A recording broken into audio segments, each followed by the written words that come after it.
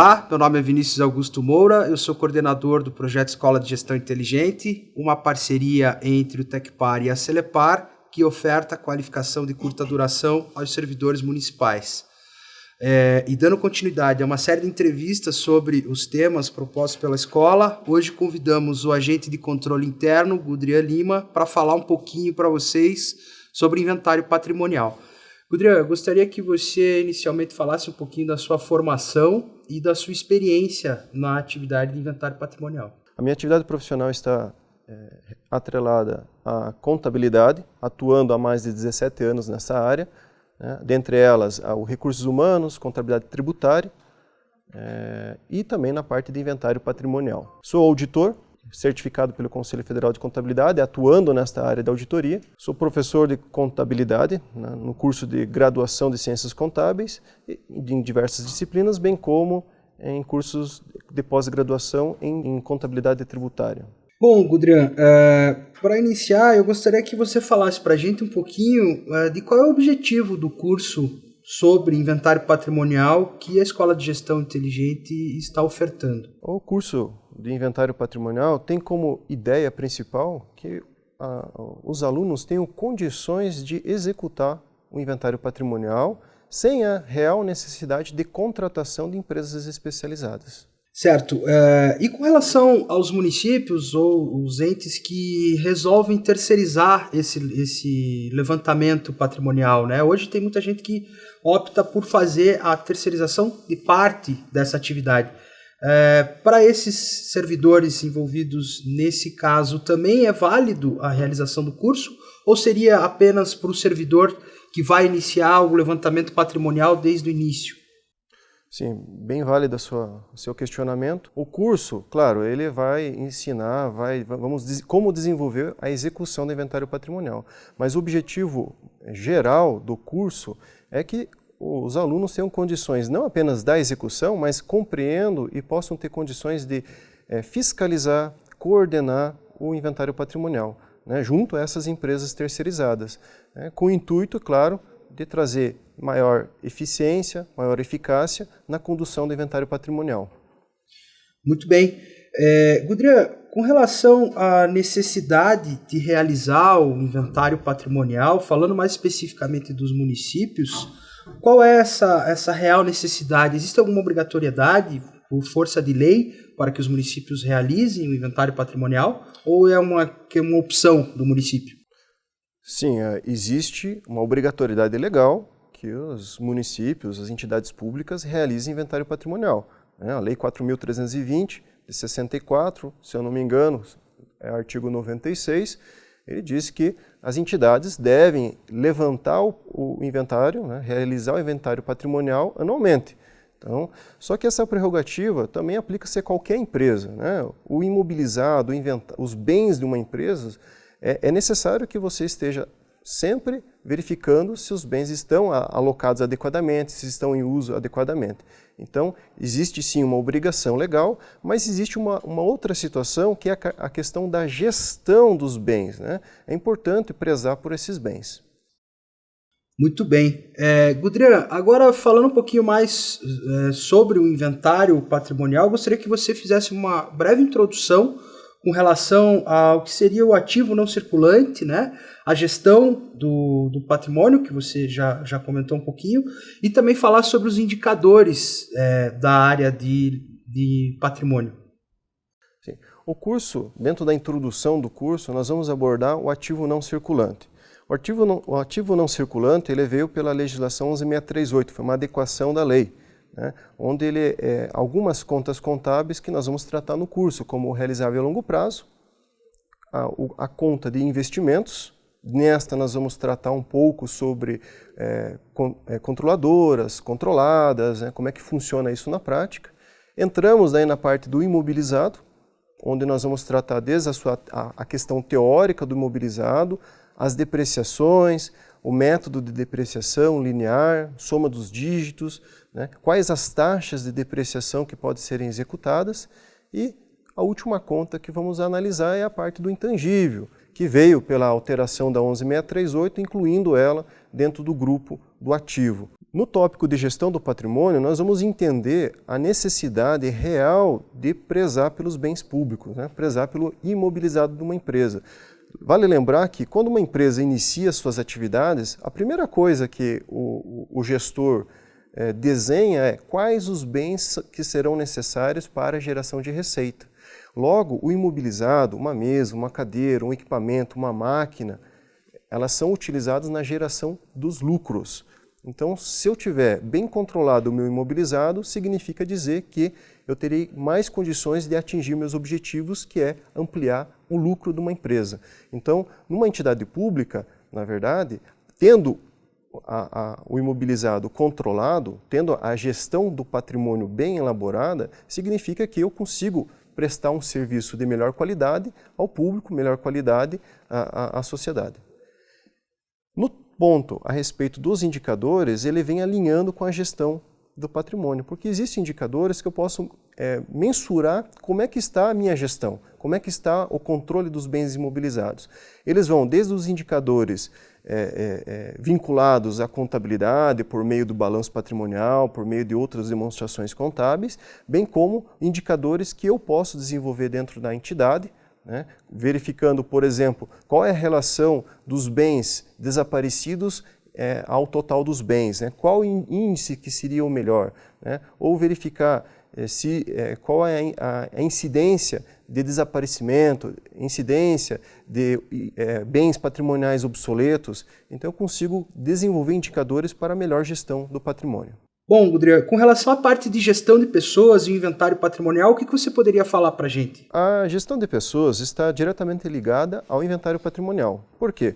Porque quando eu defino que a minha equipe, a empresa, vai executar o inventário patrimonial sem a terceirização, eu preciso ter pessoas, colaboradores, que contribuem para isso. Às vezes eu não tenho dentro de uma entidade um setor específico do patrimônio com pessoas vinculadas a ela.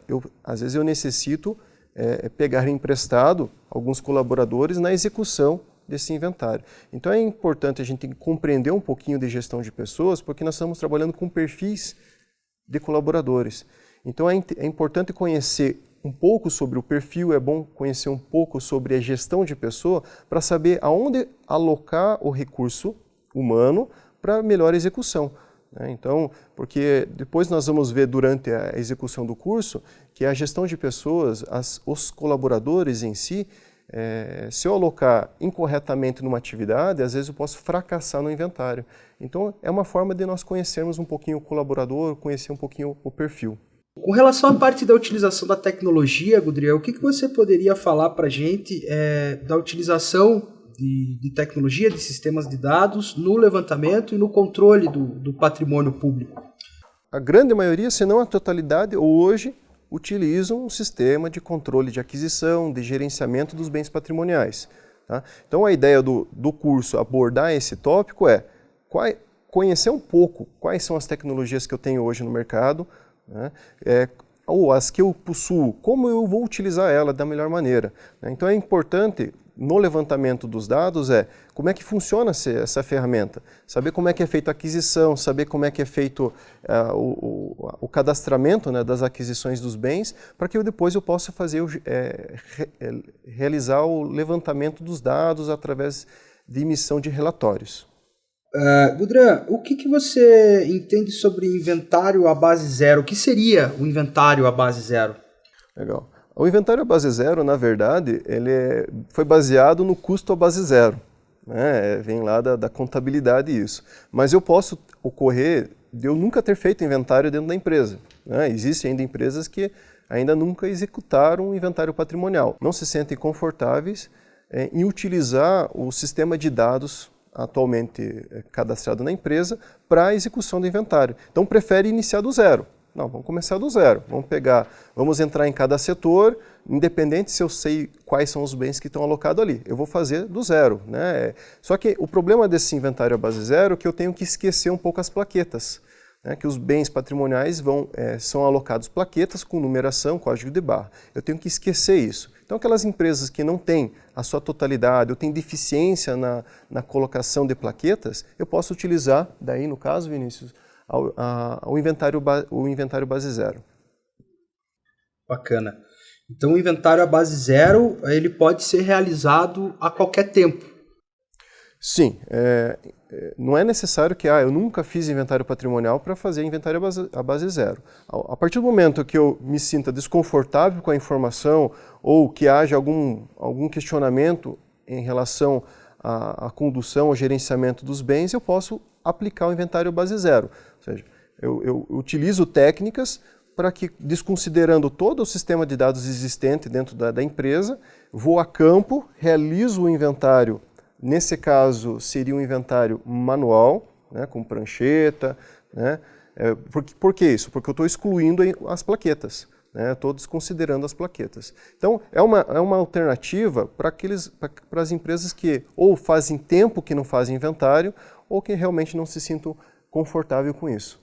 Puxando mais para a área pública, no caso dos municípios, então, a sugestão, de repente, seria manter essas pessoas que trabalham com o inventário para que não se perca esse histórico dentro do município, né? Porque me parece que se eu tiver uma alternância de gestores na área patrimonial, a possibilidade de eu ter que utilizar, por exemplo, o inventário à base zero, ela se torna muito maior, né? Agora, se eu mantiver esses servidores ali dentro do município, atuando sempre nessa mesma atividade, essa informação tende a ser mais verdadeira, vamos dizer assim. Não, com certeza. Se você tiver muita alternância nas pessoas que gerenciam os bens patrimoniais, os que estão envolvidos diretamente com os bens patrimoniais, vai chegar um momento que o inventário natural não tem uma eficácia adequada, você não vai conseguir uma eficiência na execução do trabalho. Aí, nesses casos, seria indicado fazer um inventário à base zero, né? Começar do zero os dados da informação e a campo, verificar em cada localização, cada setor, quais são os bens que estão ali e realizar a confrontação dos dados via sistema de dados. Então, nesse caso, sim, é interessante que haja uma manutenção das equipes. Rodrigo, falando um pouquinho da parte prática do inventário patrimonial, o que você pretende abordar no curso com relação à parte de visita das áreas ou até mesmo montagem das equipes, que a gente já conversou um pouquinho quando a gente falou de gestão de pessoas, mas o que durante o curso você pretende colocar nessas duas situações, então? Seria a visita das áreas e essa montagem de equipe. Ok, entraríamos bem na parte prática. Né? Quando executamos o inventário patrimonial, é importante que haja um reconhecimento, né, das localizações, da empresa como um todo, para conhecer como é que funciona cada atividade. Então, a visita seria realizar uma visita com as equipes, conhecer quais são os locais, verificar quais são as salas, né, ter uma verificação ampla do que será utilizado, quais ferramentas que eu necessito, até para depois eu verificar qual a equipe que eu preciso. Né? E as equipes na montagem é exatamente definir já o escopo de trabalho, definir quais são os colaboradores que vão trabalhar em cada área, para posteriormente alocar eles em cada setor, para fazer o inventário daí. Né? Então me parece que essa visita às áreas, ela é extremamente importante até para a montagem das equipes, porque eventualmente se eu precisar de uma pessoa específica de uma determinada área, por exemplo, um engenheiro civil para fazer o levantamento dos prédios públicos, é nesse momento que eu vou identificar e vou fazer esse levantamento do material humano que eu vou precisar efetivamente. Perfeito. Por exemplo, né, essa visita ela é importante, conhecer exatamente quais são os locais que eu vou fazer o inventário. Por quê? Porque, de repente, eu posso estar vinculando um setor dentro do município e falar, olha, esse setor eu sei que tem 1.500 itens, né, aproximadamente. E você faz a visita a esse setor e não encontra nada, o setor já foi desativado. Então, às vezes eu acabo locando mão de obra para visitar esse setor e realizar o levantamento físico, demandando X horas, e na verdade não teria essa necessidade. Então é importante ter um reconhecimento, até para saber se eu preciso mão de obra capacitada para a execução dela, como você mencionou do engenheiro, né, ou se eu vou ter que aumentar a equipe, né, visto ao que tem fisicamente na área. né? Que uma coisa é o que eu tenho no sistema de dados, outra é o que eu vou verificar fisicamente. E com relação a essa montagem das listas de bens, o que seria efetivamente essa montagem e também essa montagem dos papéis de trabalho? O que você pretende abordar nessas duas situações? Legal. Com relação à montagem das listas, aí é vinculando já o sistema de dados, eu busco dentro do sistema de dados quais são os bens alocados em todas as áreas, todos os setores, com a quantidade desses itens que eu tenho que inventariar. Né? A partir daí eu monto os papéis de trabalho, sejam eles desde autorizações para entrada em alguma determinada área, que caso bem provável que é necessário, papéis de trabalho do gestor de cada área, reconhecendo que foi ali feito o inventário, né? Porque senão pode acontecer situações que eu não fiz o inventário, isso vale para as empresas terceirizadas, né? Você fez o inventário em tal sala, tal área, fiz. O gestor daquela área assinou o documento comprovando isso, então são papéis de trabalho que vão auxiliar na condução do inventário, dando daí garantia da eficácia do inventário realizado. Tanto se eu utilizar a mão de obra própria, ou, na grande maioria, conduzir a fiscalização das empresas terceirizadas. Então seria uma forma até de você levantar se a empresa terceirizada, no caso, quando for o caso, realmente realizou o trabalho qual foi contratado, né? Então esse papel seria uma fiscalização do gestor da área, identificando que a empresa teve por ali e levantou o que estava colocado. Seria isso? Exatamente. Os papéis de trabalho, eu posso criar vários, mas o que acontece? Quando eu trabalho com lista de dados, ou seja, lista de bens alocados em uma certa área, o importante é que eu vá verificar se eu encontro esses bens. Então uma empresa terceirizada, né, ela pode simplesmente anotar que achou o bem, encontrou o bem, mas na verdade não executou, não foi lá verificar. Isso pode gerar falhas. Então é uma forma, criando papéis de trabalho de várias maneiras, né, conforme a necessidade, é uma forma de eu fiscalizar também. Então é uma garantia da execução do inventário. Legal. Você coloca também no cronograma do curso a questão do inventário piloto, né? E com relação ao cronograma, né? O que você poderia falar para a gente sobre o inventário piloto e também sobre a questão do cronograma, né? Seria um cronograma de execução, efetivamente, desse inventário? Como seria essa questão? Com relação ao inventário piloto, é para testar realmente os papéis de trabalhos elaborados, testar o sistema de dados, testar as equipes. Então é importante, antes dos inícios do cronograma estipulado, que vai iniciar o inventário em tal data, então antes dessa data, é interessante pegar um setor, uma área, relacionar isso, montar a equipe e realizar o inventário físico, né, para verificar quais são as situações que eu vou encontrar. É uma forma também de eu verificar qual é a qualidade do sistema de dados da empresa, né? Porque se eu verificar que existem muitas faltas alocadas, às vezes eu preciso, dependendo, aumentar até a equipe. Então, o inventário piloto é utilizar uma ou duas áreas dentro da empresa e fazer o inventário físico para testar, verificar se aqueles dados estão adequados. Porque isso pode realmente acontecer de o sistema de dados estar falho. Aí eu voltaria à base zero. Né? E com relação ao cronograma, a partir do momento que eu fecho o piloto, o cronograma é exatamente o dia, a hora, quando, que equipe que vai executar em qual local o inventário patrimonial. Então é um cronograma, né, até para você ter uma ideia de quando que vai ser o fim do inventário. Fazendo um link com relação ao inventário à base zero, nesse momento do inventário piloto, é um momento onde eu posso identificar eventualmente a necessidade de realizar o inventário à base zero. A minha pergunta é, eu posso realizar o inventário à base zero apenas num determinado departamento ou numa determinada secretaria, por exemplo, dentro do município, ou tenho a necessidade de inventário à base zero ser de toda a empresa, no caso de todo o município? Não, é possível sim, tá? Só que temos que só tomar um cuidado, que quando eu aponto faltas de um bem dentro de uma secretaria, por exemplo, e não como um todo no município, às vezes essa falta, ela gerou uma falta física porque ela não está alocada onde deveria estar, mas por questões às vezes da própria gestão patrimonial ou por um descuido, eu acabei emprestando um determinado bem para outra secretaria.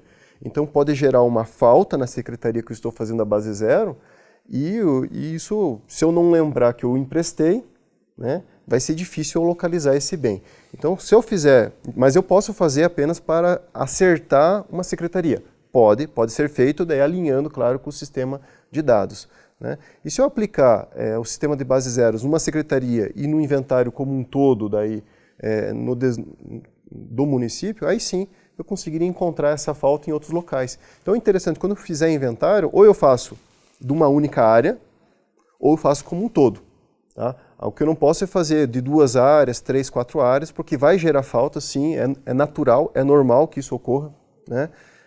Mas essas faltas, às vezes, ela está sobrando em outro setor, ou seja, a cadeira que estava alocada em uma secretaria pode ter sido emprestada a outra. Então lá eu vou encontrar, porque no relatório de inventário, numa determinada secretaria, não estava alocada aquela cadeira, mas vai virar uma sobra.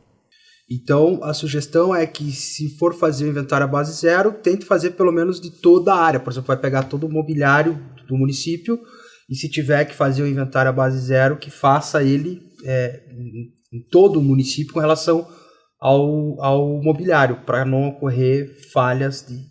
Perfeito. Inventário base zero, o ideal é que você faça o todo, né? O todo. Até porque o inventário base zero, no final, ele vai dar subsídio para eu alimentar o sistema de dados adequadamente daí, para que eu não precise mais fazer a base zero. Eu começo a utilizar coletores de dados. Né? A ideia da base zero é eu identificar quais são os bens, para posteriormente eu alocar as novas plaquetas, né, caso eu não tenha, e daí sim, em inventários futuros, eu consiga aplicar os coletores de dados, onde eu tenho uma maior eficiência, mais rapidez na condução do inventário. O inventário base zero ele delonga mais tempo. Gudrian, com relação às auditorias, qual a importância delas dentro do inventário patrimonial? A auditoria está vinculada diretamente às empresas, aos órgãos que têm o intuito de terceirizar o inventário patrimonial. Por quê? É importante que haja dentro do órgão, na terceirização, uma auditoria desse inventário, por área. Tá? Então o intuito é selecionar uma amostra dos bens alocados por área e verificar aos papéis inventariados se foram identificados. Né? Então isso é uma garantia que dá para o órgão, dizendo, olha, não, na tal área o inventário passou, relacionou tais itens como falta ou como sobra, ou ficou 100% aderente, e a auditoria foi lá e confirmou essa informação. Então é uma garantia para o órgão público que o inventário por área está sendo bem sucedido. Certo, então ele seria também mais uma forma de fiscalizar a execução do contrato de inventário, né? Sim, a auditoria do inventário por área é primordial, tem que existir. Né? Tem que existir porque dá uma garantia real que está sendo executado. Né? Então, a empresa, se eu não contratar uma empresa e eu fizer por conta, a auditoria também tem que existir. Né? Só que eu não posso, a equipe que fez o inventário em determinada área, não é ela que pode ir lá e fazer a auditoria, é outra equipe que tem que ir lá e realizar a auditoria, né? Para dar a informação seja parelha, né? A informação não tenha conflitos de interesse. Então, tanto na terceirização quanto se eu utilizar a mão de obra própria para fazer o inventário, a auditoria tem que existir nesse processo. Tem que sempre a auditoria estar alinhada com o inventário. Falando especificamente para os municípios, eu acredito então que essas auditorias devem ser gerenciadas pelo controle interno do município. Ou não há essa obrigatoriedade? Não, eu acredito que a comissão de inventário ela pode definir a auditoria. A comissão de inventário ela define como é que vai ser executada a auditoria. Tem outras situações também, claro, que a auditoria ela tem que definir o que é satisfatório no inventário patrimonial. Porque é possível que a auditoria passe e não encontre algum item, né, que o inventário patrimonial localizou. Ou ao contrário, o inventário patrimonial não localizou um certo equipamento e a auditoria passou lá e localizou. Então o município pode até solicitar para a empresa terceirizada ou para a equipe própria que execute novamente o inventário naquela área. Então, por isso que eu digo, é importante fazer por área, porque daí você vai minimizando as incidências de erro. Tá?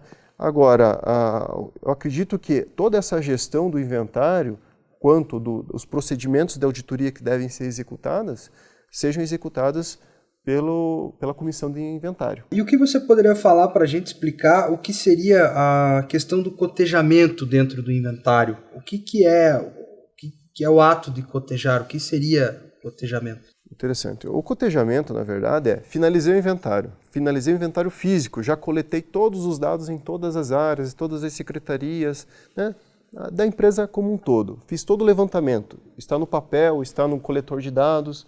Então, nesse momento, eu vou cruzar as informações que eu encontrei, os bens que eu localizei, com o sistema de dados. Nesse cruzamento de dados, nesse cotejamento que nós falamos, vai haver faltas e vai haver sobras. Às vezes achou um bem que sem plaqueta. Não achei a plaqueta caiu, se desprendeu por algum motivo. Então, nesse momento, você faz o cotejamento e faz a alocação desses bens adequadamente. Então, sobrou, quais são os bens que sobraram? Faltou, quais são os bens que faltaram? Às vezes faltou porque eu não encontrei a plaqueta, e virou uma sobra. Então, tem que fazer o cotejamento, cruzar as informações das sobras com as faltas e tentar identificar se a sobra é relativa àquela falta. Né? Se for, fazer o OK no sistema, no final vai ter uma lista de sobras, uma lista de falta, no qual devem ser tratadas individualizadas. Bom, a gente falou bastante sobre terceirização desse serviço, né, de inventário patrimonial, e eu gostaria que você fizesse um breve comentário sobre a questão de como licitar esse tipo de serviço, né? Quando a empresa tem o intuito de terceirizar o inventário patrimonial, nós entramos já na questão da licitação. É importante o órgão compreender bem como é que ele está com o sistema de dados dele em relação aos bens patrimoniais, para que ele possa fazer um escopo, né, de um edital adequado. Por exemplo, se eu não tenho um sistema de dados muito confiável, ele não está muito adequado, eu trabalho um escopo do edital de forma base zero, né?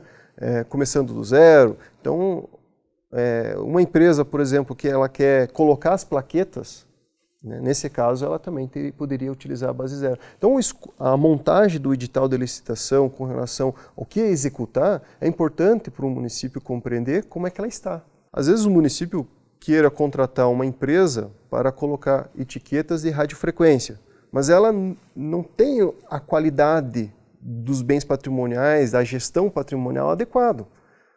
Às vezes ela precisaria fazer 1 ano, 2 anos de inventário sistemático, para daí sim ela ter condições de implantar uma radiofrequência. Porque qual a garantia que ela dá que todos os bens estão com plaqueta? Qual a garantia que ela tem? Então, somente o inventário que vai dar esse subsídio para ela, para daí sim ela poder montar um edital adequado.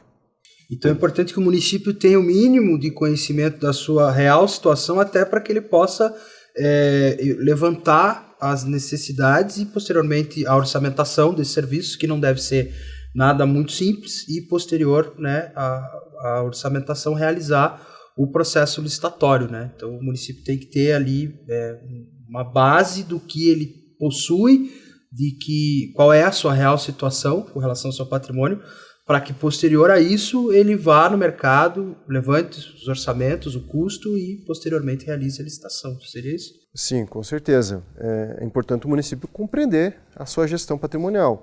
Às vezes é necessário, como eu disse, fazer 2 a 3 anos inventário patrimonial sem colocar radiofrequência, por exemplo, que agora está em voga muito isso, mas prezar pela gestão patrimonial. Então, primeiro ela tem que ter plena certeza que todos os bens estão adequados. Então, controlados dentro do sistema de gestão do município ou do órgão em si. Bom, a gente estava falando agora há pouco sobre a questão do cotejamento, Gudrian, e me surgiu uma dúvida com relação à questão das faltas e das sobras dos bens. Quem seria o responsável por dar uma resposta para essas situações e como isso é realizado na prática, né? O que o servidor tem que saber para que tenha uma solução razoável para essas faltas e para essas sobras? Bom, quando sobra bem, né, nunca é ruim, né, sobrar, né? Mas na verdade né? Dentro de uma gestão patrimonial, sobrar bem significa ineficiência em algum momento. Seja na aquisição, caiu a plaqueta, seja algum bem doado e eu não dei a devida atenção. Tá? Então as sobras, ela não tem assim uma questão de culpa às vezes, né? Mas a falta sim. A falta, quando identificada pelo setor, pelo inventário patrimonial e logo após o cotejamento, essa falta ela deve ser utilizada, encaminhada para o gestor, porque para cada bem alocado dentro da empresa existe um gestor responsável por esse bem. Esse gestor teria que dar satisfação desses bens faltantes. Caso ele não o consiga ou descubra-se que essa falta foi por motivo, por exemplo, furto ou algo similar a isso, né, alguma baixa que não foi documentada, aí nesse caso teria que fazer um processo de levantamento de uma comissão, sindicância, aí entraríamos em processos já formalizados já das áreas, né? Mas teria que se encaminhar dessa maneira. Perfeito. Então, identificado uma falta, há a obrigação, a necessidade de dar uma resposta objetiva para o que aconteceu com esse bem. No caso dos municípios, uma abertura, uma sindicância para relatar tudo isso e tentar identificar o porquê ocorreu essa falta. Correto, sim, porque mesmo eu identifiquei a falta, o setor responsável pelo patrimônio não pode fazer a baixa, simplesmente eu não encontrei e vou fazer a baixa. Né? Ele precisa extinguir todas as possibilidades possíveis. Será que foi emprestado? Será que está em outro setor? Será que o inventário não encontrou? Então, por isso que é importante devolver a listagem das faltas para o gestor responsável para que esse dê a resposta sobre aquele bem. Né? Caso a resposta dele, olha, não sei o que aconteceu, realmente não sei o porquê que faltou, aí sim entraríamos com essa sindicância, né, mas daí já fugiria um pouco da comissão do inventário, já entraria um novo procedimento interno que cada município vai abordar. Bom, acho que é isso, Gudrian. Não sei se você tem mais alguma consideração para fazer para a gente sobre inventário patrimonial. Pode ficar à vontade. Sim. Bom, nós abordamos aqui alguns pontos a respeito do curso. Né, alguns nós vamos nos aprofundar mais, vamos ter mais informações, mas para isso é importante que o aluno tenha acesso ao curso, né, se inscreva no curso para que possa ter acesso ao material e ao curso presencial a respeito do inventário patrimonial, onde nós vamos abordar, né, esses pontos mencionados. Eu gostaria de agradecer a presença do Gudrian, solicitar para que o pessoal curta a Escola de Gestão Inteligente no Facebook, acompanhe a gente lá no LinkedIn e que acompanhe o nosso site, onde vocês vão ter informação sobre os cursos ofertados e vão ter lá também as entrevistas sobre os temas relacionados à gestão pública. Muito obrigado e até uma próxima oportunidade.